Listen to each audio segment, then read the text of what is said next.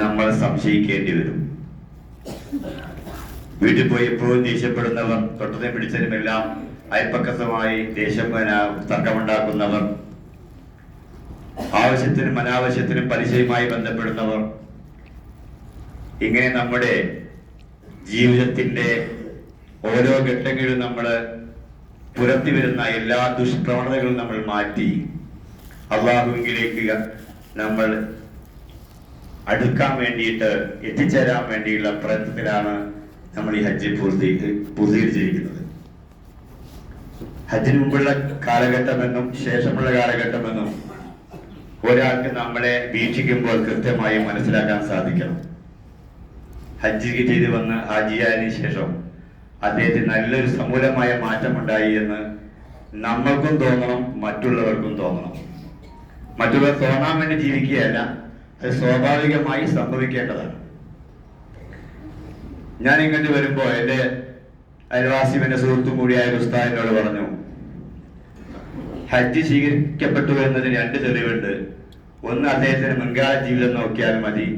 ഹജ്ജിന് മുമ്പുള്ള ശേഷമുള്ള ജീവിതം കമ്പയർ ചെയ്യുമ്പോൾ അദ്ദേഹത്തിന് ആ മാറ്റം അദ്ദേഹത്തിന് ഉണ്ടായിട്ടുണ്ടെങ്കിൽ അദ്ദേഹത്തിന്റെ ഹജ്ജ് സ്വീകരിക്കപ്പെട്ടു എന്നതിന്റെ തെളിവാണത് എന്നാണ്.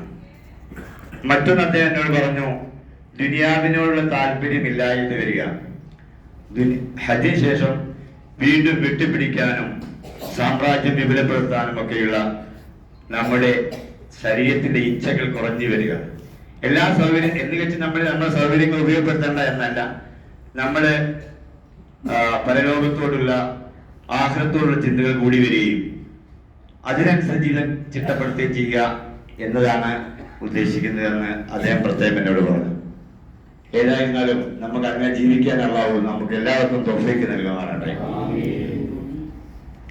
ഇപ്പൊ നമ്മളിവിടെ വിളിച്ചു ചേർത്തതിന്റെ ഉദ്ദേശം, നമ്മള് ഹജ്ജ് കഴിഞ്ഞു വന്ന് കുറെ പേർക്ക് എല്ലാവർക്കും ചെറിയ തോതിലേക്ക് ചില ശാരീരിക പ്രശ്നങ്ങളുണ്ട്, പനിയുള്ളവരുണ്ട്. ഒരാൾ നേരത്തെ നമുക്കറിയാം, നമ്മളിപ്പം വന്ന നമ്മുടെ ഈ ബിൽഡിങ്ങിലുള്ള ഒരു ഹജ്ജുമ്മ ഹജ്ജ് ചെയ്യാൻ കഴിഞ്ഞില്ല. അള്ളാഹു അവർക്ക് ഹജ്ജ് ചെയ്ത പ്രതിഫലം നൽകുമാറാകട്ടെ. അതുപോലെ ഇപ്പൊ ഇന്ന് ഒരു പേഷ്യന്റ് പെട്ടെന്ന് സ്ഥലത്തിലേക്ക് ഡോക്ടർ റെഫർ ചെയ്തിട്ടുണ്ട്. അവർ കുറച്ച് ക്രിട്ടിക്കൽ സ്റ്റേജാണ്. എല്ലാവരും പ്രാർത്ഥനയിൽ ഉൾപ്പെടുത്തുക. ഇന്നലെ ഞങ്ങള് 3 മരണം ഉണ്ടായിരുന്നു. നമ്മുടെ മലയാളി ഹാജിമാരെയാണ് 3 പേര് മരിച്ചു. 2 പേരുടെ ഖബർ ചടങ്ങിൽ ഞങ്ങൾ പങ്കെടുത്തായിരുന്നു. ഇനിയും കൂടുതൽ അങ്ങനെയുള്ള മരണങ്ങൾ ഇല്ലാതെ അള്ളാഹു എല്ലാവരെയും സലാമത്താക്കുമാറാകട്ടെ. അപ്പൊ ഇപ്പൊ നമ്മൾ ഇനി 15 മദീനത്തേക്ക് പോകുന്നതിന് മുമ്പായി 15ഓളം ദിവസം എവിടെയുണ്ട്. ഏകദേശം 8 ദിവസം. നമ്മൾ പോകുന്നതിന്റെ ഫ്ലൈറ്റ് ഡേറ്റിന്റെ 8 ദിവസം മുമ്പെയാണ് നമ്മൾ ഇവിടുന്ന് മദീനയിലേക്ക് പോവുക. അതുവരെ നമുക്ക് ഇവിടെയുള്ള ദിവസങ്ങൾ എങ്ങനെ ചെലവഴിക്കണം എന്നതിനെ കുറിച്ച് ഒരു രൂപമുണ്ടാക്കാനും നിങ്ങളുടെ അഭിപ്രായങ്ങൾ അറിയാനും വേണ്ടിയാണ് നമ്മൾ ഈ മീറ്റിംഗ് വിളിച്ചു ചേർത്തിട്ടുള്ളത്. നമ്മൾക്ക് കുറെ കാര്യങ്ങൾ ചെയ്യാൻ, നമുക്ക് ഇനിയും ഉംറ ചെയ്യണം, നമുക്ക് സിയാറത്തിന് പോകണം, ത്വായിഫിൽ പോകണം, ജബലുന്നൂർ മല നമുക്ക് കയറണം, സൗർ നമുക്ക് കയറണം, കഴിയുന്നവർക്കൊക്കെ. അതിനൊക്കെ നമുക്ക് ഏതെല്ലാം രൂപത്തിൽ നമുക്ക് ചെയ്യാൻ കഴിയുമെന്ന ഓരോ ആൾക്കാരുടെയും ആരോഗ്യസ്ഥിതി അനുസരിച്ചിരിക്കും. കുറെ ആദ്യമായി നേരത്തെ ചോദിക്കുന്നുണ്ട്, നമുക്ക് സിയാറത്തില്ലേ? അതിനെക്കുറിച്ച് കൃത്യമായി ഹജ്ജ് കമ്മിറ്റി നമ്മൾ പറഞ്ഞിരിക്കുന്നത്, ഞങ്ങളെ സംബന്ധിച്ചിടത്തോളം ഞങ്ങൾ ഒരു കൃത്യമായ ചട്ടക്കൂടിനകത്ത് മാത്രം പ്രവർത്തിക്കുന്നതായതിനാൽ ഹജ്ജ് കമ്മിറ്റി ഔദ്യോഗികമായി നമുക്ക് സിയാറത്തിന്റെ പാക്കേജ് ഇല്ല. അതേസമയം ഇവിടെ വന്ന നമുക്ക് എല്ലാവർക്കും എല്ലാ സ്ഥലങ്ങളിലും എത്തിപ്പെടുകയും വേണം. അപ്പൊ നമുക്കത് ഔദ്യോഗികമല്ലാതെ അനൗദ്യോഗികമായിട്ട് ക്രോഡീകരിച്ച് നമ്മളിൽപ്പെട്ട ആരെങ്കിലും ഒരാള് അത് ക്രോഡീകരിച്ച് ചെയ്യാനാണ് നമ്മൾ ഉദ്ദേശിച്ചിട്ടുള്ളത്. ഇപ്പൊ തൊട്ട് മുമ്പുള്ള ക്ലാസ്സിൽ 2 പേര് അത് ഏറെക്കുറെ അത് ചെയ്തുകൊണ്ടിരിക്കുന്നുണ്ട്. നിങ്ങളെ വാട്സപ്പ് ഗ്രൂപ്പിൽ അത് ഇടുകയും അവരെ നിങ്ങൾ പോകാൻ ഉദ്ദേശിക്കുന്നവരെ വിവരം അറിയിക്കുകയും ചെയ്താൽ എത്ര ആളുണ്ട് എന്ന് മനസ്സിലാക്കി നമുക്ക് ബസ് ഏർപ്പാട് ചെയ്ത് ഈ സ്ഥലങ്ങളെല്ലാം നമുക്ക് എല്ലാ പുണ്യസ്ഥലങ്ങളിലും നമുക്ക് എത്തിച്ചേരണം. പുണ്യനബിയുടെ സല്ലല്ലാഹു അലൈഹി വസല്ലം കാൽപാദമേറ്റ എല്ലാ ഇടങ്ങളിലും നമുക്ക് എത്തിപ്പെടണം ഇൻഷാ അല്ലാഹ്. ഒന്ന് ഉംറയുടെ കാര്യം, ഒന്ന് സിയാറത്തിന്റെ കാര്യം. പിന്നെ നമുക്ക് മദീന മൂവ്മെന്റ് മദീനയിലേക്ക് പോകുന്ന കാര്യങ്ങളെ കുറിച്ച് നമുക്ക് പോകുന്നതിന് 2 ദിവസം മുമ്പ് വീണ്ടും നമ്മൾ ഒന്ന് ഒത്തുചേരും. അപ്പൊ വിശദമായി പറയാം. ഇത്രയും കാര്യങ്ങളൊക്കെയാണ് നമുക്ക് ചർച്ച ചെയ്യാനുള്ളത്. നിങ്ങളുടെ അഭിപ്രായങ്ങൾ പ്രത്യേകം കേട്ട് അതിനനുസരിച്ചുള്ള ക്രമീകരണങ്ങൾ വരുത്തുക എന്നതാണ് ഈ മീറ്റിംഗിന്റെ പ്രധാനപ്പെട്ട ഉദ്ദേശം. എല്ലാവരെയും ഈ മീറ്റിംഗിലേക്ക് ഹാർദവമായി സ്വാഗതം ചെയ്തുകൊണ്ട്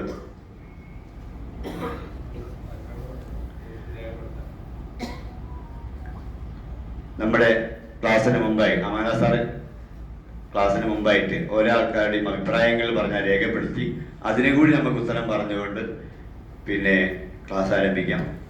അസ്സലാമു അലൈക്കും. നമുക്ക് എങ്ങനെ ഉദ്ദേശിക്കുന്ന മദീന കാര്യങ്ങളൊക്കെ ഒരു അഭിപ്രായം പറയാട്ടോ. പോകണം. ഓക്കെ. അതിനു മുന്നേ വാച്ചിന്റെ സംസാരിക്കും. അതിനു മുന്നേ വാച്ചിന്റെ അതൊന്ന്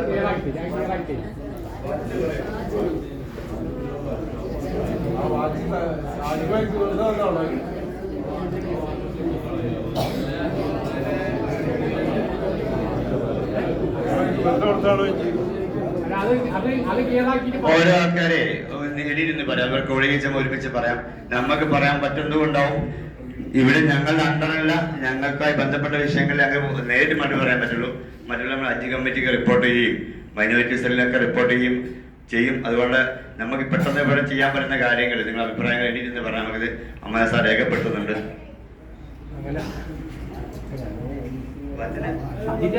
വാച്ച് രേഖപ്പെടുത്തിയിട്ടുണ്ട്.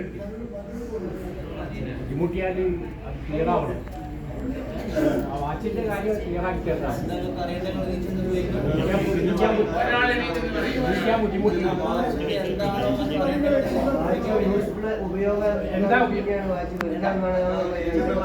പൈസ ചെയ്യുന്ന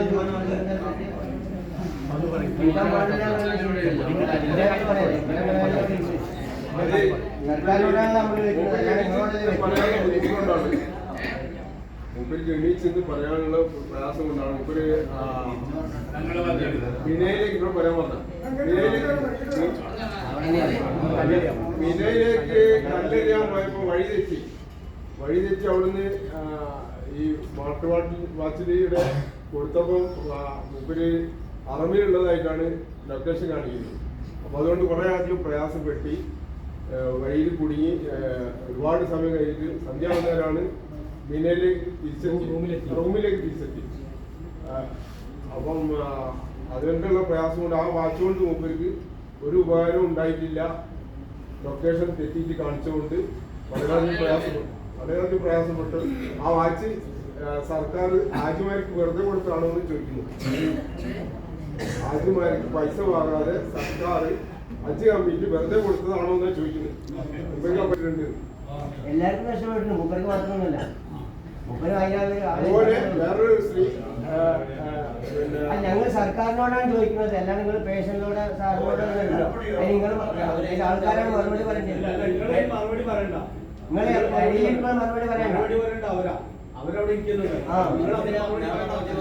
അതിപ്പോ പറയില്ലെന്ന് പറഞ്ഞാൽ എപ്പോഴാ പറയെങ്കിലും പറഞ്ഞ ആ സമയത്ത് നമ്മൾ പറഞ്ഞോളാം. ബാക്കിയുള്ള കാര്യം അത് കഴിഞ്ഞിട്ട് അത് സംസാരിച്ച് കഴിഞ്ഞ ശേഷം ബാക്കിയുള്ള കാര്യം സംസാരിച്ചാൽ മതി. പിന്നെ വേറൊരു സ്ഥിതിയുമായി കണ്ടെടുത്ത് വരുമ്പോ വഴിയിൽ വെച്ച് അബോധാവസ്ഥയിലായി. അതുപോലെ ഈ വാച്ചില് കോണ്ടാക്ട് ചെയ്തപ്പോ അതും അറബിലാണ് ലൊക്കേഷൻ കാണിക്കുന്നത്. അപ്പൊ ഈ വാച്ച് കൊണ്ട് യാതൊരു വിധ ഉപകാരം ഉണ്ടായിട്ടില്ല. അപ്പൊ അതിന് എന്തെങ്കിലും പരിഹാരം ഉണ്ടാക്കണമെന്നാണ് പറയാനുള്ളത്.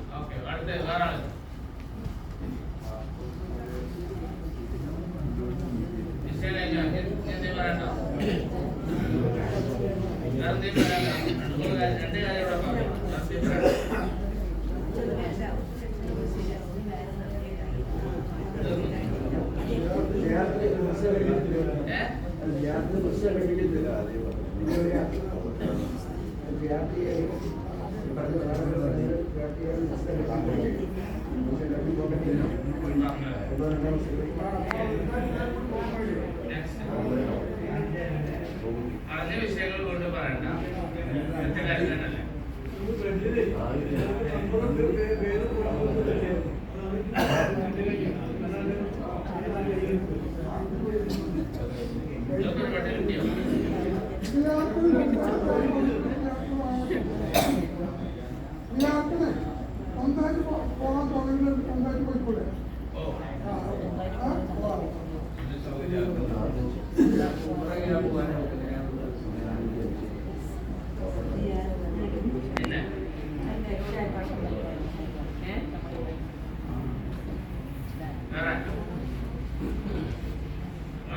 കേൾക്കാനാണ് നമ്മൾ ഇരിക്കുന്നത്. പറയാതെ പറയാം.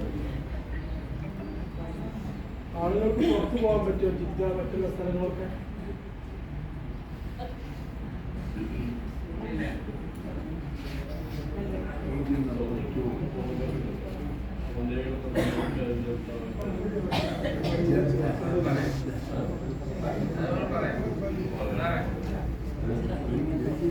എന്തെങ്കിലും ഉണ്ടോ?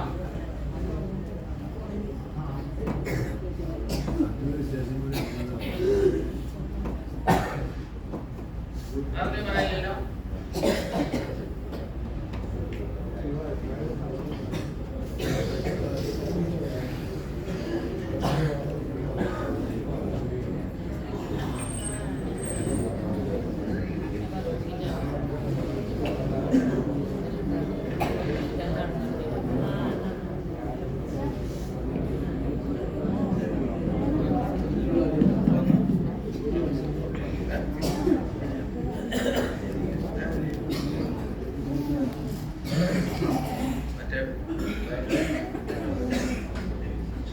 السلام عليكم ورحمة الله.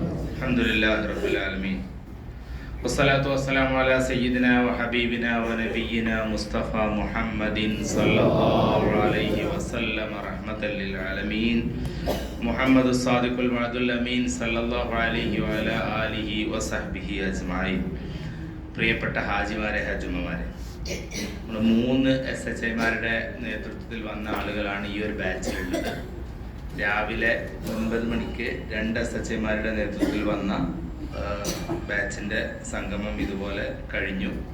ഇൻഷാ അല്ലാഹ് മദീനയിലേക്ക് പുറപ്പെടുന്നതിന് മുമ്പ് ഇതുപോലെ വീണ്ടും ഇവിടെ അതിൻ്റെ വിശദമായ കാര്യങ്ങൾ പറയാൻ വേണ്ടിയിട്ടുള്ള ഒരു ക്ലാസ് ആണ് യഥാർത്ഥത്തിൽ ഹജ്ജ് കമ്മിറ്റി ഒരുക്കിയിട്ടുള്ളത്. പക്ഷെ നമ്മൾ ഈ ബിൽഡിങ്ങിൻ്റെ ഒരു പ്രത്യേകത കൊണ്ടും 19 നിലയിലായിട്ടാണ് ഈ ബിൽഡിങ്. അപ്പോൾ അതുകൊണ്ട് ഇവിടെ അങ്ങോട്ടും ഇങ്ങോട്ടും പോകാനോ ഒരു റൂമിൽ ചെന്ന് ഒരാളെ കാണാനോ ഒന്നും കഴിയാത്തൊരു സാഹചര്യം നിലനിൽക്കുന്നുണ്ട്. കാരണം നമ്മളെ എന്തായാലും 5 വക്ത് നിസ്കാരത്തിൻ്റെ നേരത്തെ നമുക്ക് ഇറങ്ങിക്കയറണം. അപ്പോൾ പിന്നെ പകലിൽ സ്വാഭാവികമായിട്ടും ലിഫ്റ്റ് ഫ്രീ ഇല്ല. അതോടൊപ്പം തന്നെ ഇനിയിപ്പോൾ 1ാമത്തെ 2ാമത്തെ നിലയിലേക്കൊക്കെ കയറി ഇറങ്ങാമെന്ന് വിചാരിച്ചാൽ അതും പ്രായോഗികമല്ല. കാരണം ഗ്രൗണ്ടിൽ നിന്ന് അതിൻ്റെ ഇടയിലാണ് 5 ഫ്ലോറുകൾ വരുന്നത്. ഏതായാലും അൽഹംദുലില്ലാഹ് അതുമായി ബന്ധപ്പെട്ട കാര്യങ്ങളൊക്കെ നിങ്ങൾ സൂചിപ്പിച്ചു പലരും. അതിനെന്താണ് നമ്മുടെ ഭാഗത്ത് നിന്ന് ചെയ്യാവുന്നത്, ഹാജിമാരുടെ ഭാഗത്ത് നിന്ന് ചെയ്യാവുന്ന എന്നതിനെക്കുറിച്ച് പറ്റാവുന്ന നമുക്കറിയാവുന്ന നമുക്ക് പറയാവുന്ന മറുപടികൾ ഞാൻ പറയുകയും ചെയ്യാം. കൂട്ടത്തിൽ ചോദിക്കാണ്, തഹല്ലുലാവാത്ത ആരെങ്കിലും ഉണ്ട് എങ്കിൽ അത് അടിയന്തരമായി ചെയ്യണം. അവിടെ നിന്ന് കല്ലെറിഞ്ഞ് 1ാമത്തെ ദിവസം കല്ലെറിഞ്ഞ് അറവ് നടന്ന് മുടി മുറിക്കുന്നതോടുകൂടി തഹല്ലുലാകും. അത് തഹല്ലുൽ അവ്വലാണ്. പൂർണ്ണമായും തഹല്ലുലാവണമെങ്കിൽ എന്ത് വേണം? തവാഫും സഅയും കൂടെ ചെയ്യണം.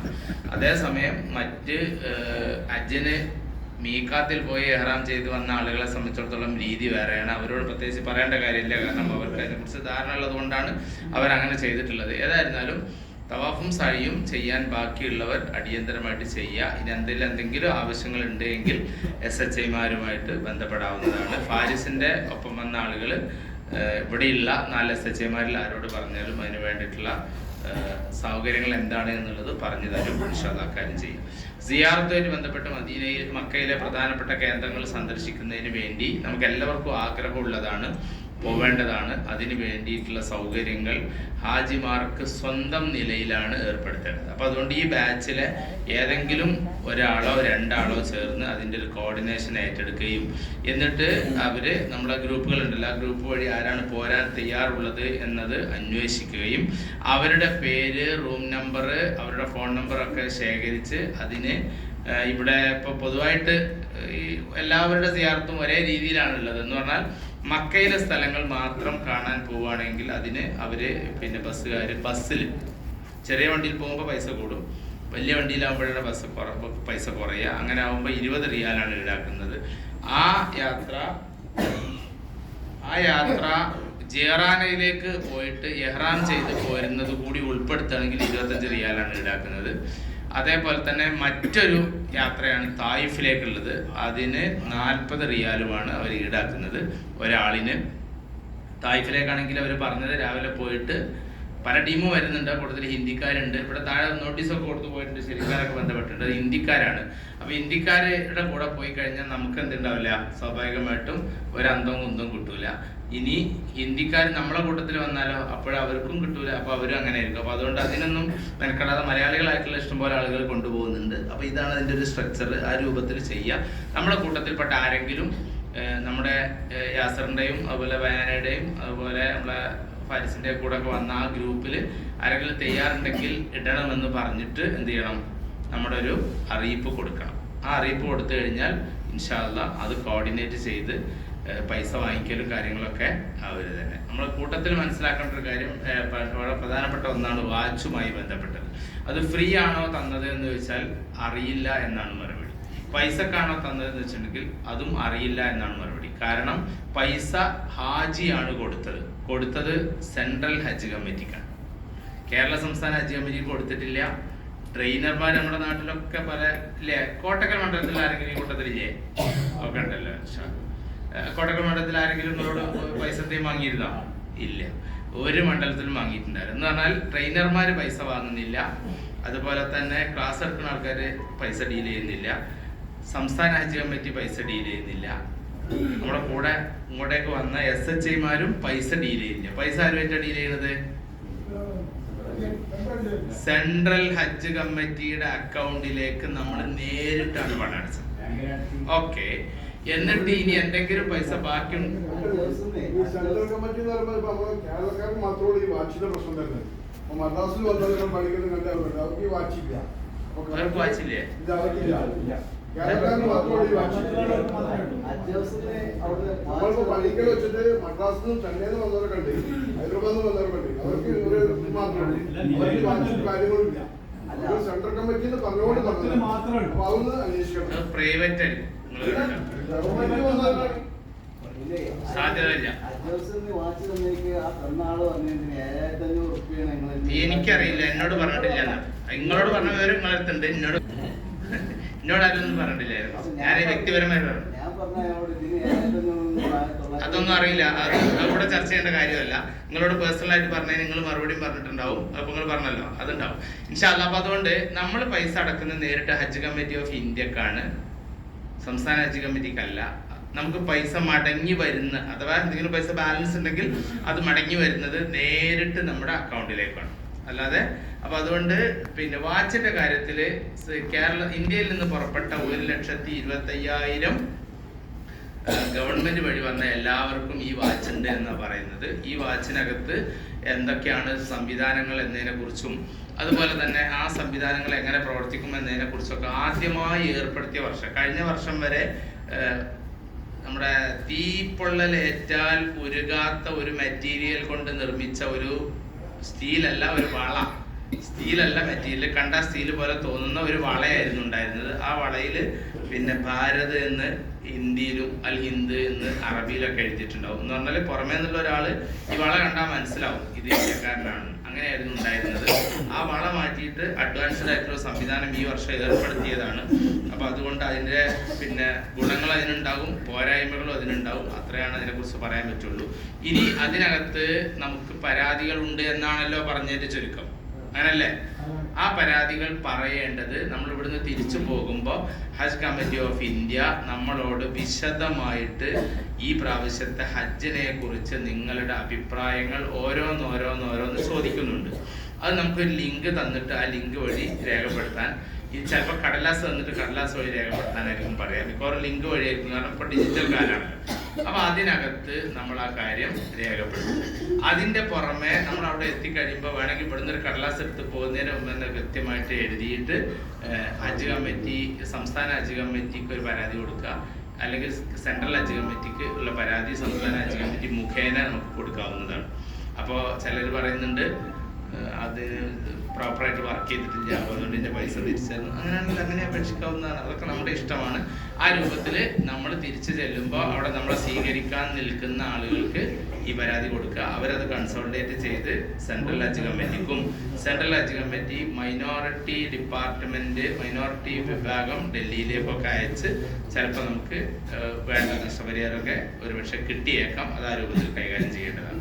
അടുത്തത് ബെഡിൽ പേരെഴുതി വെച്ചിരുന്നു, അത് കയ്യേറ്റം ചെയ്തപ്പോൾ ഞങ്ങളുടെ ഞങ്ങളുടെ പേരും ഫോട്ടോയും പേരെഴുതുകയും ഫോട്ടോ പതിപ്പിക്കുകയും ചെയ്ത ബെഡിൽ അവസരം കിട്ടിയില്ല എന്നുള്ളതാണ്. ഇവിടെ നിന്ന് പുറപ്പെടുമ്പോൾ നമ്മളൊരു അറേഞ്ച്മെന്റ് വരുത്തിയതിന്റെ ഭാഗമായിട്ട് ഫാരിസും ഞാനും ആദ്യത്തെ വണ്ടിയിൽ പോയി. അതെന്തിനായിരുന്നു വെച്ചിട്ടുണ്ടെങ്കിൽ അവിടെ ഈ പേരെഴുതി വെച്ച ആളുകൾ ആ പേരെഴുതിയ സ്ഥലമൊക്കെ ഓരോ ലിസ്റ്റായിട്ട് വന്നിരുന്നു. അത് കണ്ടെത്തി ആ ഹാളിലേക്ക് അയക്കാൻ വേണ്ടിയിട്ടായിരുന്നു. അങ്ങനെ ഏകദേശം ആദ്യത്തെ ഇവിടുന്ന് ഒരു യാത്ര ബസ് പുറപ്പെടുന്ന ഒരു 11:30 മണിക്കാണ്. അങ്ങനെ 11:30 മണിക്ക് പോയ ആദ്യത്തെ ബസ്സിലാണ് ഫാരിസ് ഉണ്ടായിരുന്നത്. ഫാരിസ് പോയ ബസ് നേരെ പോയിട്ട് എന്ത് ചെയ്ത് കൃത്യമായിട്ട് മിനയിലെ ടെന്റിലെത്തി. രണ്ടാമത്തെ ബസ്സിലാണ് ഞാൻ പോയത്. ആ ബസ് റബ്ബിന്റെ തൗഫീഖോട് കൂടി പുലർച്ചെ 3:45 എത്തിയത്. ഇവിടുന്ന് 11 മണിക്ക് പോയ ബസ് 3:45 എത്തിയത്. അപ്പോൾ അത് സ്വാഭാവികമായിട്ടൊക്കെ സംഭവിക്കാൻ സാധ്യതയുള്ളൊരു ബസ്സാണ്. കാരണം അങ്ങനെ ചെന്ന് ഏകദേശം സൂഖുൽ അറബ് റോഡിന്റെ അടുത്തേക്ക് എത്തിയപ്പോൾ പോലീസ് തിരിച്ചു വിട്ടു. പിന്നെ ഈ മുന്നിലിരിക്കുന്ന മുർഷിദ് എന്ന് പറയുന്ന നിർദ്ദേശം നൽകുന്ന മുത്തവൈഫിന്റെ ആൾക്ക് ആകെ അറിയുന്ന ഒരു കേസ് എന്താ വെച്ചിട്ടുണ്ടെങ്കിൽ മക്കാമാൾ അസീസിയയിലാണ്. അപ്പൊ മിനയിൽ നിന്ന് വീണ്ടും മുസ്ദലിഫ വഴി ഏകദേശം അറഫയുടെ ഭാഗമൊക്കെ ചുറ്റിയിട്ട് മക്കാമാളിന്റെ അടുത്ത് വന്ന് പിന്നെ ജിസർ ആശുപത്രിയുടെ അടുത്തേക്ക് എത്തുന്ന അടുത്ത പാലത്തിന് കയറാൻ വേണ്ടിയിട്ട് നോക്കി. അപ്പൊ അവന് ഏകദേശം ഒരു 2:30 മണിയായപ്പോൾ എന്നോട് വന്നിട്ട് പറയാണ്, ഈ എൻ്റെ ലൊക്കേഷൻ കൊണ്ടാ ഞാൻ വന്നു. അതുവരെ ആ സീറ്റിൽ നിന്ന് എഴുന്നേക്കാൻ പോലും അനുവദിക്കാതെ നമ്മൾ ആജിമാരൊന്ന് സമാധാനത്തിലാക്കാൻ പോലും ഇപ്പൊ സമ്മതിക്കുന്നത്. അത്ര സ്ട്രോങ് ആയിട്ട് ഇരുന്നപ്പോൾ പറയാം എൻ്റെ ലൊക്കേഷൻ കൊണ്ടാണ്. അപ്പൊ ഞാൻ പോയിട്ട് എൻ്റെ ലൊക്കേഷനെ കൂടി കൊടുത്ത് നോക്കുമ്പോൾ ലൊക്കേഷൻ ഏകദേശം പോകേണ്ടത് അങ്ങനെ തന്നെയാണ്. അപ്പോൾ എനിക്ക് അവിടുന്ന് മെസ്സേജ് കിട്ടി, ഇവിടെ എന്ത് ചെയ്യുന്നില്ല, ആരെയും മുത്തവൈഫിന്റെ ആൾക്കാരെ ഇങ്ങോട്ട് വരിക, അവിടെ വരിയായിട്ട് നിർത്തുക, കൊണ്ടുപോയിട്ട് എവിടെ ഒഴിവുണ്ടെങ്കിൽ അവിടെ അങ്ങനെ അക്കോമഡേറ്റ് ചെയ്യാണ്. അതുകൊണ്ട് പേരെഴുതിയ സ്ഥലത്തേക്ക് എത്തുന്നില്ല എന്നാണ് കിട്ടിയ മെസ്സേജ്. അപ്പൊ എന്താണോ അവിടുത്തെ രീതിയെങ്കിൽ അതിലേക്ക് ചെയ്യുക എന്നുള്ളതാണ് നമുക്ക് ചെയ്യാൻ വേണ്ടി പറ്റുള്ളൂ. അങ്ങനെ ആദ്യത്തെ ടീം ഏകദേശം 12:15 ആയപ്പോഴെത്തി. രണ്ടാമത് പോയ ബസ് ഞാൻ എത്തുന്നത് 3:45 മണിക്കാണ്. അതിൻ്റെ ഇടയിൽ ഇവിടുന്ന് പുറപ്പെട്ട പല ബസ്സുകളും എത്തി. അവസാനത്തെ ബസ് സുബൈ കഴിഞ്ഞിട്ടാണ് പോയത്. അപ്പോൾ അപ്പോൾ ഒരു കാര്യം നമ്മൾ ഉറപ്പാക്കിയിട്ടുണ്ട്, എല്ലാവർക്കും ഒരു ബെഡ് സ്പേസ് കിടക്കാൻ വേണ്ടി അവിടെ കിട്ടിയിട്ടുള്ളത്. അത് കിട്ടാത്ത ആരെങ്കിലും ഉണ്ടെങ്കിൽ പറഞ്ഞു. എല്ലാവർക്കും കിട്ടിയിട്ടുണ്ട്. അതുകൊണ്ട് അൽഹംദുലില്ലാ നമ്മൾ ആ കാര്യത്തിൽ വേറെ ഒന്നും പ്രത്യേകിച്ച് പറയേണ്ടതില്ല. പിന്നെ ഇനി വീണ്ടും ഉംറ ചെയ്യാൻ ആഗ്രഹിക്കുന്നവർക്ക് 3 തരത്തിൽ ചെയ്യാൻ വേണ്ടി പറ്റും. ഒന്ന്, നമ്മുടെ വലിയ ദൂരമില്ലാത്ത ഐഷ പള്ളി എന്ന രൂപത്തിൽ അറിയപ്പെടുന്ന തനൈം എന്ന് പറഞ്ഞ സ്ഥലത്ത് പോയി ഉംറ ചെയ്ത് ഇഹ്റാം ചെയ്ത് പോകേണ്ടവർക്ക് അങ്ങനെ പോകാം. അതിനിവിടുന്ന് ടാക്സി വിളിച്ച് പോകുമ്പോൾ ശ്രദ്ധിക്കേണ്ട ഒരു കാര്യം എന്താ വെച്ചിട്ടുണ്ടെങ്കിൽ, അവർ 40 രൂപ എന്ന് പറഞ്ഞിട്ടുണ്ടെങ്കിൽ നമ്മൾ 10 രൂപ എന്ന് പറയണം. അവർ 50 രൂപ എന്ന് പറഞ്ഞിട്ടുണ്ടെങ്കിൽ നമ്മൾ 20 രൂപ എന്ന് പറയണം. അപ്പൊ അങ്ങനെ അവരോട് വീണ്ടും പറഞ്ഞു നോക്കുക. കാരണം ഹജ്ജ് സീസണിലാണ് ഈ ടാക്സിക്കാരൊക്കെ 10 പൈസ ഉണ്ടാക്കുന്നത്. അതുകൊണ്ട് പരമാവധി പിടിച്ചു വാങ്ങുക എന്നുള്ള അവരുടെ രീതിയാണ്. അപ്പോൾ അവിടേക്ക് പോകാൻ മറ്റു മാർഗമില്ല. എന്ന് പറഞ്ഞാൽ തനീമിലേക്ക് പോകാൻ വേറെ മാർഗമൊന്നുമില്ല. പിന്നെ മക്ക ബസ്സുകൾ പോകുന്നുണ്ട്. അപ്പോൾ ഏതാണെന്നൊക്കെ ഉള്ളത് നോക്കിയാൽ കുറച്ച് റിസ്ക് ഉള്ള കാര്യമാണ്. മാത്രമല്ല അതിന് ഓൺലൈനായിട്ട് ബുക്കിംഗ് ഒക്കെയാണ്, ടിക്കറ്റൊക്കെ അങ്ങനെയാണ്, അല്ല ബസ് കയറിയിട്ട് എടുക്കലല്ല. ആദ്യ ഘട്ടത്തിൽ അത് ഇംപ്ലിമെന്റ് ചെയ്യുമ്പോൾ ഫ്രീ ആയിരുന്നു. അന്ന് എല്ലാവർക്കും അങ്ങോട്ടും ഇങ്ങോട്ടൊക്കെ എവിടേക്കും മക്ക ബസ്സിൽ പോകാമായിരുന്നു. അപ്പോൾ ഒന്നുകിൽ തനീമിൽ പോവുക. രണ്ടാമത്തെ ഒരു ഓപ്ഷൻ എന്ന് പറയുന്നത് ജെറാന എന്ന് പറയുന്ന കുറച്ചും കൂടി ഇവിടുന്ന് ഏകദേശം ഒരു 30 കിലോമീറ്റർ ദൂരത്തുള്ള റസൂലുള്ളാഹി സ്വല്ലല്ലാഹു അലൈഹി വസല്ലം ഇഹ്റാം ചെയ്തിട്ടുള്ള ആ സ്ഥലത്ത് പോയിട്ട് ഇഹ്റാം ചെയ്യാം. മൂന്നാമത്തെ ഒരു ഓപ്ഷൻ എന്ന് പറയുന്നത് പിന്നെ തായിഫിലേക്കുള്ള യാത്രക്കിടയിൽ കർണൽ മനാസിലിൽ വെച്ചിട്ട് അവിടുന്ന് വേണമെങ്കിൽ എന്ത് ചെയ്യാം, നമുക്ക് ഇഹ്റാം ചെയ്യാവുന്ന. ഇതൊക്കെ നമ്മൾ സ്വന്തം നിലക്ക് പോകാൻ വേണ്ടി തയ്യാറാണ്. പിന്നെ ജിദ്ദയിലേക്ക് പോകാൻ പറ്റുമോ, പിന്നെ അതേപോലെ തന്നെ മറ്റേതെങ്കിലും സ്ഥലത്തേക്ക് പോകാൻ പറ്റുമോ എന്ന് ചോദിച്ചിട്ടുണ്ടെങ്കിൽ അതൊക്കെ നമ്മുടെ സ്വന്തം ഉത്തരവാദിത്തത്തിലാണ്. സൗദി അറേബ്യയിലേക്ക് വരാനുള്ള ഹജ്ജുമായി ബന്ധപ്പെട്ട വിസ നമ്മുടെ കയ്യിലുണ്ട്. ആ വിസ ഉപയോഗപ്പെടുത്തി നമുക്ക് വേണമെങ്കിൽ എന്ത് ചെയ്യാം, യാത്ര ചെയ്യാം. അത് നമ്മുടെ സ്വന്തം ഉത്തരവാദിത്തത്തിലാണ്. ഹജ്ജ് കമ്മിറ്റി അതിന് അനുമതി നൽകുന്നില്ല. ആദ്യ കാലങ്ങളിലൊക്കെ ജിദ്ദ എയർപോർട്ടിൽ വരാൻ, മക്കയിൽ വരാൻ മദീനയിൽ വരാൻ മദീന എയർപോർട്ടിൽ ഈ 4 സ്ഥലത്തേക്കായിരുന്നു അനുമതി ഉണ്ടായിരുന്നത്. ഇപ്പൊ അതൊന്നും കൂടെ എന്ത് ചെയ്തിട്ടുണ്ട്, ലിബറലൈസ് ചെയ്തതിന്റെ ഭാഗമായി നമുക്ക് മറ്റു സ്ഥലങ്ങളിലേക്കാണ് പോകുന്നതെങ്കിൽ അത് നമ്മുടെ ഉത്തരവാദിത്തത്തിൽ മാത്രമാണ്. പോകുന്നവർ ആരെങ്കിലും സ്വന്തം ഉത്തരവാദിത്തത്തിൽ പോകുന്നുണ്ടെങ്കിൽ അവരവരുടെ എല്ലാ ഐഡിയും മാലിയും വളഞ്ഞല്ല എല്ലാം അങ്ങനെയുള്ള എല്ലാ സാധനങ്ങളും എടുത്ത് വേണം പോവാൻ എന്ന് പ്രത്യേകം അറിയിക്കുകയാണ്. അതാണ് അത് സംബന്ധിച്ച് പറയാനുള്ളത്. അപ്പം നമ്മളെ സംബന്ധിച്ചിടത്തോളം നമ്മൾ ഇവിടെ എത്തിച്ചേർന്നു. അൽഹംദുലില്ലാ, നമ്മൾ ഉംറ ചെയ്തു, തഹല്ലുലായി, ഈ ബിൽഡിങ്ങിൽ താമസിച്ചു, വീണ്ടും ഇവിടെ നിന്ന് ഇഹ്റാം ചെയ്തു പോയി. അത് കഴിഞ്ഞ് നമ്മൾ മിനയിലെത്തി, അവിടെ നിന്ന് നമ്മൾ അറഫയിൽ പോയി, തിരിച്ച് മുസ്ദലിഫയിൽ വന്നു, തിരിച്ച് നമ്മൾ വീണ്ടും മിനായിലെത്തി, കല്ലെറിഞ്ഞു, അറവ് നടന്നു, മുടി മുറിച്ചു, തഹല്ലുലായി.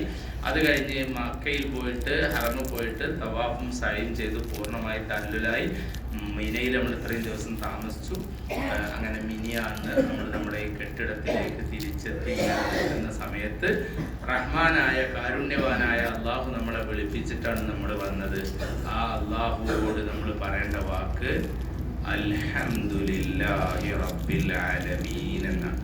കാരുണ്യവാനായ ലോകങ്ങളുടെ മുഴുവൻ രക്ഷിതാവായ അള്ളാഹുവേ, നീ ഇത്രയും കാര്യങ്ങൾ എന്നെ കൊണ്ട് ചെയ്യിപ്പിക്കുകയും അതിനെനിക്ക് സഹായം നൽകുകയും ചെയ്തതാണല്ലോ അള്ളാഹു. അതുകൊണ്ട് നീ എന്നെ സ്വീകരിക്കണമെന്ന് ദുആ ചെയ്യുകയും അള്ളാഹുവോട് സ്തുതികീർത്തനങ്ങൾ പറയുകയും ചെയ്യുക എന്നത് നമ്മുടെ ഏറ്റവും പ്രധാനപ്പെട്ട ഉത്തരവാദിത്തമാണ്. കൂട്ടത്തിൽ നമ്മൾ ഓർക്കേണ്ട ഒരു കാര്യം, നമ്മുടെ ഇതേ കെട്ടിടത്തിലുള്ള ഒരു ഹജ്ജുമ്മ, ഒരു സഹോദരി, അവർ വെന്റിലേറ്ററിലാണ്, ആശുപത്രിയിലാണ്, ഹജ്ജ് ചെയ്യാൻ കഴിഞ്ഞിട്ടില്ല. ഇന്ന് രാവിലെ ഇവിടെ നിന്ന് കൊണ്ടുപോയ മറ്റൊരു ഹാജി, അദ്ദേഹത്തെയും സീരിയസ് ആയിട്ട് വെന്റിലേറ്ററിൽ പ്രവേശിപ്പിച്ചിരിക്കുകയാണ്. ചിലപ്പോൾ ICUവിലേക്ക് എന്തെങ്കിലും റീകവർ ആയാൽ മാറ്റാമെന്നാണ് പറഞ്ഞിട്ട്. അതുകൊണ്ട് 2 പേർക്കും അല്ലാഹു ശിഫ നൽകട്ടെ. പക്ഷേ എത്രയും പെട്ടെന്ന് അവരുടെ അസുഖമൊക്കെ മാറ്റി ജീവിതത്തിലേക്ക് തിരിച്ചു വരാനുള്ള തൗഫീക്ക് നൽകട്ടെ.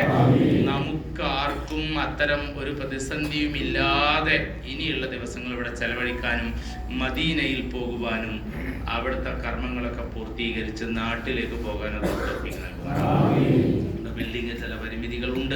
19 നിലയുള്ള ഒരു കെട്ടിടം എന്നുള്ള നിലയിൽ വിചാരിച്ച പോലെ എല്ലാ റൂമിലേക്കും അങ്ങോട്ടും ഇങ്ങോട്ടും പോകാനോ നിങ്ങളുടെ അടുത്ത് വരാനോ ഒന്നും കഴിയാത്തത് കൊണ്ടാണ് ഈ വാട്സപ്പ് ഗ്രൂപ്പിലൂടെ കാര്യങ്ങളൊക്കെ ഇങ്ങനെ പറഞ്ഞുകൊണ്ടിരിക്കുന്നത്. എല്ലാവർക്കും അറിയാം ഒരു നിസ്കാരത്തിന്റെ നേരമാകുമ്പോഴേക്ക് പ്രയാസമാണ്. അതേസമയം 750 കിലോയുടെ പരമാവധി കപ്പാസിറ്റി ഉള്ള ഒരു ലിഫ്റ്റാണ്, 1500 പരമാവധി ഉള്ളത്. അപ്പോൾ ആ 2 ലിഫ്റ്റിനകത്ത് കയറിയിട്ട് നമ്മളെങ്ങനെ പോകണമെന്നുള്ളത് നമുക്ക് തന്നെ അറിയാം. നമ്മൾ ഉദാഹരണത്തിന് താഴേക്ക് പോകാനുള്ള ആൾക്കാരാണെങ്കിൽ വണ്ടി മേലേക്ക് പോകുന്നതിന് കയറിയാൽ ഇടം പിടിക്കും. എന്നിട്ട് ഇങ്ങനെ നിന്നിട്ട് എന്ത് ചെയ്യണം, ആരെങ്കിലും ഒരാൾ കയറി ഇല്ല എന്ന് പറഞ്ഞിട്ട് ഒരെ തിരിച്ചേക്കാൻ നോക്കും. കാരണം എന്താണ്, ബസ്സിൽ കയറോളം നമുക്ക് ഭയങ്കര നിർബന്ധമായിരിക്കും ബസ് എല്ലാ സ്റ്റോപ്പിലും നിർത്തണം. ആ ബസ് അവിടെ നിന്ന് പുറപ്പെട്ട് കഴിഞ്ഞാൽ പിന്നെ എവിടെയും നിർത്താതെ എനിക്ക് ഇറങ്ങാനുള്ളടത്ത് നിർത്തിയാൽ മതി എന്നുള്ളതാണ് എൻ്റെയും നിങ്ങളുടെ ഒക്കെ കാഴ്ചപ്പാട്. അത് തന്നെയാണ് ഈ ലിഫ്റ്റിലും സംഭവിക്കുന്നത്. ഇപ്പം അവരെന്ത് ചെയ്ത് ഒരു സംവിധാനം കൂടി ഏർപ്പെടുത്തി. എന്താണ്, ഒരു അലാറം വെച്ച് നമ്മളെ മറ്റേ ചങ്ങാതി പറഞ്ഞ പോലെ ആ നിലവിളി ശബ്ദം ഇടൂ എന്ന് പറഞ്ഞ പോലെ ഒരു നിലവിളി ശബ്ദം ഇടാൻ വേണ്ടി തുടങ്ങി. അപ്പൊ നിലവിളിച്ചാൽ പിന്നെ പുറത്തേക്ക് ഇറങ്ങില്ലാതെ മാർഗമില്ല. അപ്പൊ അതുകൊണ്ട് അത് സഹകരിച്ച് ഒരു 10, 14, 15 ദിവസം കൂടിയാണ് പരമാവധി ഇവിടെ ഉള്ളത്. നമ്മൾ വൈകി വന്നവരാണ്, കോഴിക്കോട് നിന്ന് വന്നവർ, നമ്മളൊക്കെ വൈകിയാണ്, ഏകദേശം ഹജ്ജിന്റെ അടുത്ത സമയത്താണ് വന്നിട്ടുള്ളത്. അതുകൊണ്ടാണ് നമുക്ക് ഈ അടുത്ത ദിവസങ്ങൾ ഹജ്ജിന് മുമ്പ് കിട്ടാത്ത ഒരു ആശ്വാസം ഇൻഷാ അല്ലാഹ് ഹജ്ജിന്റെ ശേഷമാണ് നമുക്ക് കിട്ടുന്നത്. അത് ഏറ്റവും നന്നായി ഉപയോഗപ്പെടുത്തുക. ഇന്ന് ഉച്ച കഴിഞ്ഞാൽ ബസ് പുനരാരംഭിക്കാൻ കഴിയുമെന്നാണ് നമ്മുടെ ഹജ്ജ് മിഷൻ, അതായത് ഇവിടെ CGI ആണ് ഈ കാര്യങ്ങൾ നടത്തുന്നത്. സംസ്ഥാന ഹജ്ജ് കമ്മിറ്റി, അതിൻ്റെ മുകളിൽ സെൻട്രൽ ഹജ്ജ് കമ്മിറ്റി, അതിൻ്റെ മുകളിൽ വിദേശകാര്യ മന്ത്രാലയം, അതുപോലെ തന്നെ മൈനോറിറ്റി മിനിസ്റ്ററി, ഫാമിലി, അങ്ങനെ ഒരുപാട് ഏജൻസികൾ ചേർന്നതാണ്. സൗദിയിൽ ഈ കാര്യങ്ങൾ മുഴുവൻ നടത്തുന്നത് ഫഹദ് അഹമ്മദ് ഖാൻ സൂരി എന്ന് പറയുന്ന CGIയുടെ നേതൃത്വത്തിലാണ് നടത്തുന്നത്. അപ്പോൾ അതുകൊണ്ട് എന്തെങ്കിലും ഒരു കാര്യത്തിൽ ഇടപെടാൻ കഴിയുമെങ്കിൽ CGIക്ക് മാത്രം. CGI ഇന്ന ദിവസമാണ് ഇന്ന സമയത്താണ് വണ്ടി ഇവിടുന്ന് പുറപ്പെടുള്ളൂ എന്ന് പറഞ്ഞാൽ പിന്നെ അതന്നെ. അതെന്തുകൊണ്ടാണ് പറയുന്നത്, സൗദിയിൽ നിന്ന് കിട്ടുന്നതന്നെ. നമ്മളെന്ന് വെച്ചാൽ ഓരോ സ്ഥലത്തേക്ക് നമ്മളിങ്ങനെ നടന്നു പോവുക, നമ്മൾ കല്ലെറിയാൻ വേണ്ടി നടന്നു പോവുകയാണ്. ഉടനെ നമ്മളവിടെ ബ്ലോക്ക് ചെയ്ത് വെച്ച് 10 മിനിറ്റ് ആ വെയിലത്ത് ഇങ്ങനെ ബ്ലോക്ക് ചെയ്ത് നിൽക്കുമ്പോൾ പറ്റാവുന്ന എല്ലാ തോന്നിയ ദിവസം നമ്മൾ വിളിക്കും. എന്നിട്ട് ഞാൻ ഹജ്ജിന് വന്നാണ് അതും പറയും. വല്ല കാര്യം ഉണ്ടായോ? ഒരു കാര്യമില്ല. അവരടച്ച തന്നെ, വിട്ട തന്നെ, പോയ തന്നെ.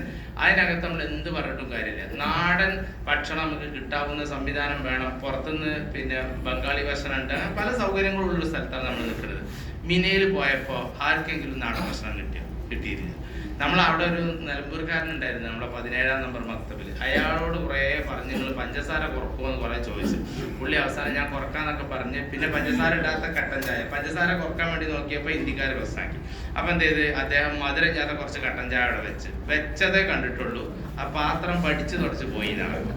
അപ്പം ഞാൻ പറഞ്ഞു വരുന്നത് വെച്ചിട്ടുണ്ടെങ്കിൽ അത്തരം സംഗതികളൊക്കെ ഇടയിൽ കൂടെ അദ്ദേഹം പിന്നെ പറഞ്ഞു കുറച്ച് അരി കിട്ടാൻ സാധ്യത ഉണ്ട്, അത് കിട്ടുകയാണെങ്കിൽ നാളെ ഞാൻ കഞ്ഞി വെച്ച് തരാമെന്ന്. എന്നിട്ട് ആ കഞ്ഞി വെച്ച കഞ്ഞി എങ്ങനെ കൊടുത്തത്?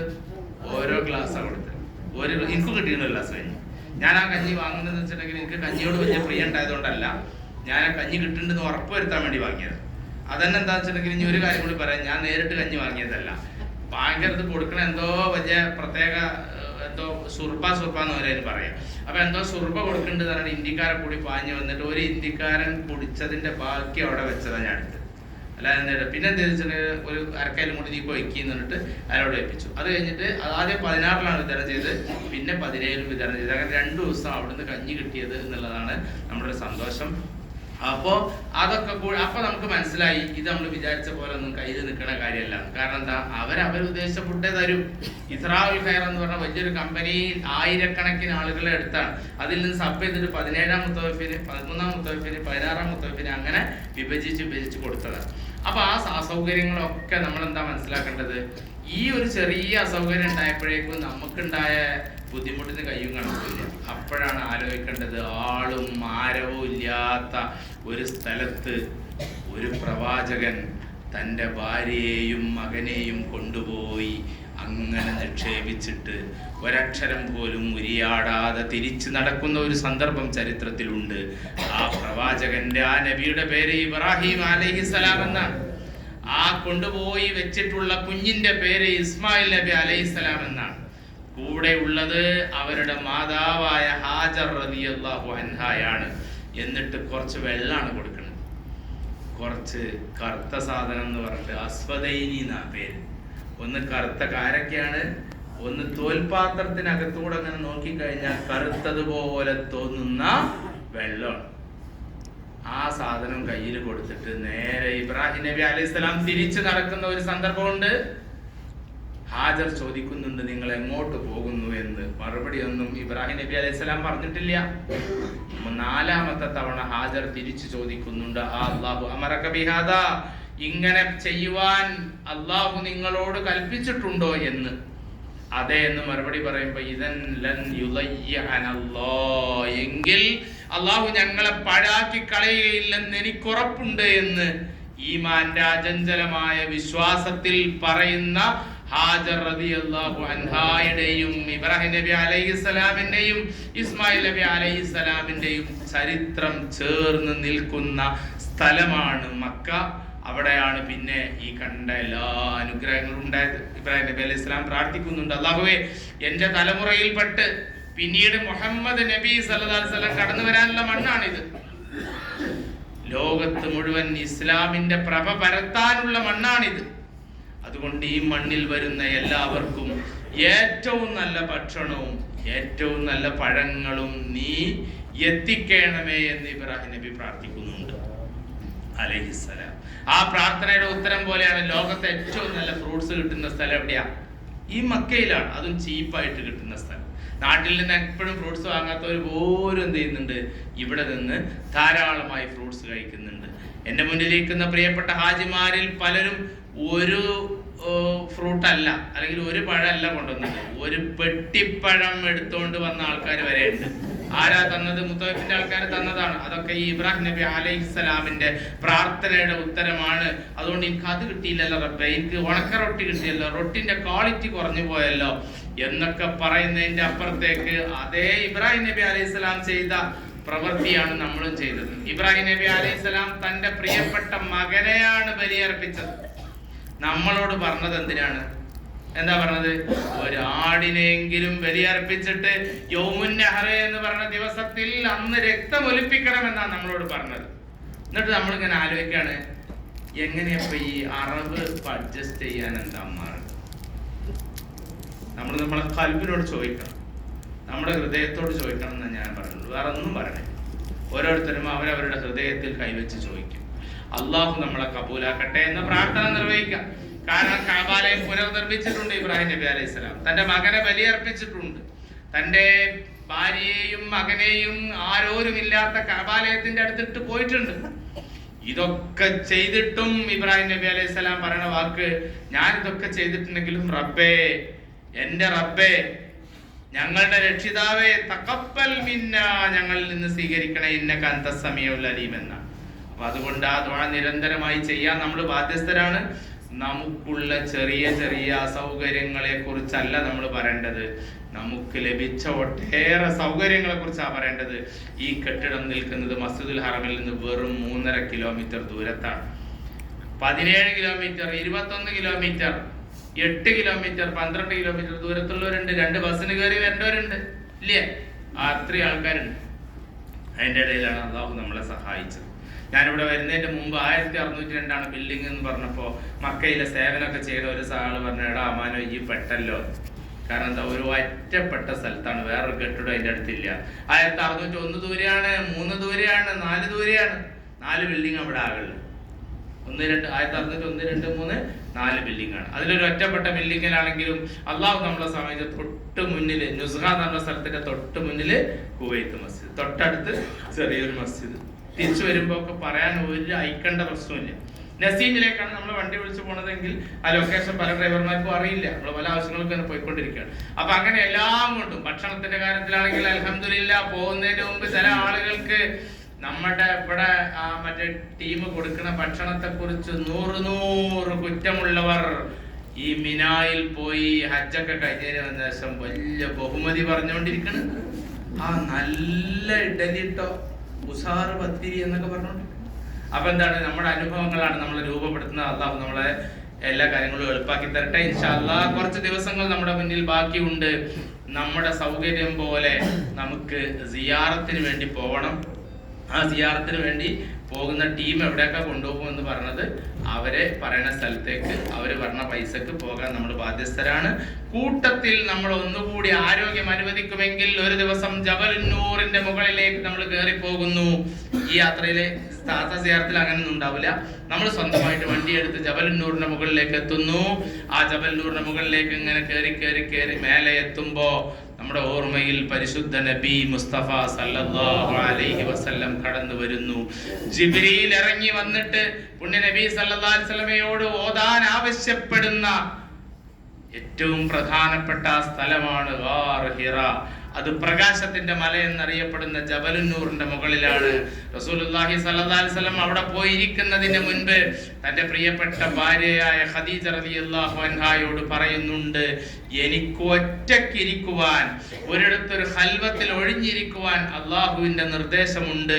അതുകൊണ്ട് ഞാൻ ജബലുന്നൂറിന്റെ മുകളിൽ ഹിറ ഗുഹയിൽ പോയിരിക്കാൻ ആഗ്രഹിക്കുന്നു എന്ന് അവിടുന്ന് സല്ലല്ലാഹു അലൈഹി വസല്ലം പറയുമ്പോൾ ഖദീജ റളിയല്ലാഹു അൻഹ പറയുന്ന വാക്ക്, എങ്കിൽ ഞാനൊന്ന് പോയി അത് പരിശോധിച്ചു വരാമെന്നാണ്. അങ്ങനെ പോയി പരിശോധിച്ചു. അവിടെ അനുയോജ്യമാണെന്ന് കണ്ടെത്തി. അവിടെ പുണ്യ നബി സല്ലല്ലാഹു അലൈഹി വസല്ലം ഇരുന്നു. ജിബ്രീൽ ഇറങ്ങി വന്നു, ഖുർആൻ അവതരിപ്പിച്ചു.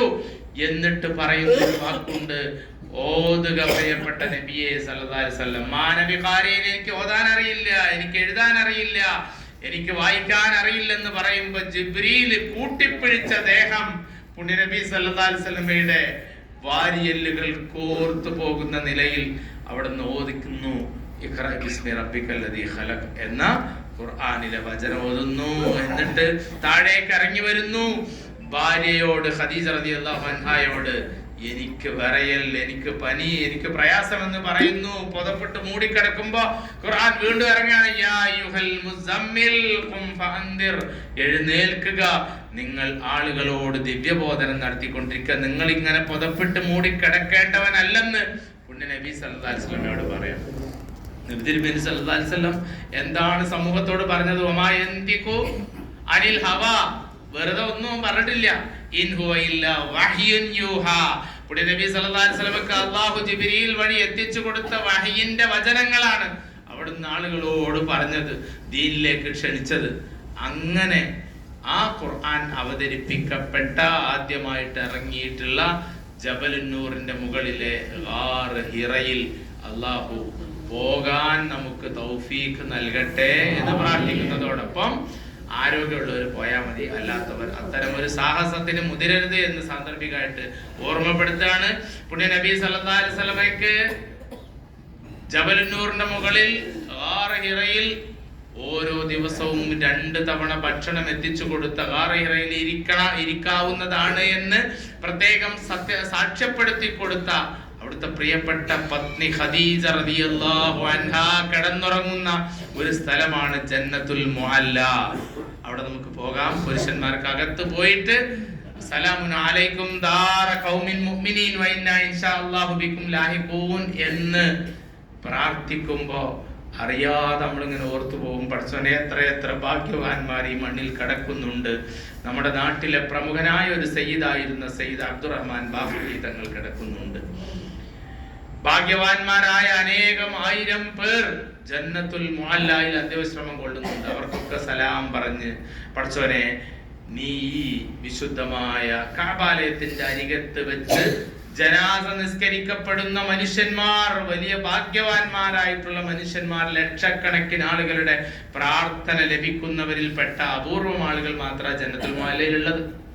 അല്ലാത്തവർ പുതിയ ശറായയിലും അതുപോലെ മുഅസ്സിമിലും ഒക്കെയാണ് അവരെ അടക്കം ചെയ്തുകൊണ്ടിരിക്കുന്നത്. അപ്പൊ അവർക്ക് വേണ്ടിയിട്ടുള്ള പ്രാർത്ഥന നിർവഹിക്കാൻ ഒരു സമയത്ത് പോകേണ്ടതുണ്ട്. അതുപോലെ തന്നെ നമ്മൾ ഒരു ദിവസം ജബൽ സൗറിലേക്ക്, സൗർ മലയുടെ മുകളിലേക്ക് പോകുന്നുണ്ട്. അങ്ങനെ പോവാന്ന് പറഞ്ഞെങ്കിൽ നമ്മളിങ്ങനെ SHA കൊണ്ടുപോവുക എന്നല്ല അതിന്റെ അർത്ഥം, അല്ലെ ഹജ്ജ് കമ്മിറ്റി കൊണ്ടുപോവുക എന്നുള്ളതല്ല, നമ്മൾ സ്വന്തം നിലക്ക് പോവേണ്ടതാണ്.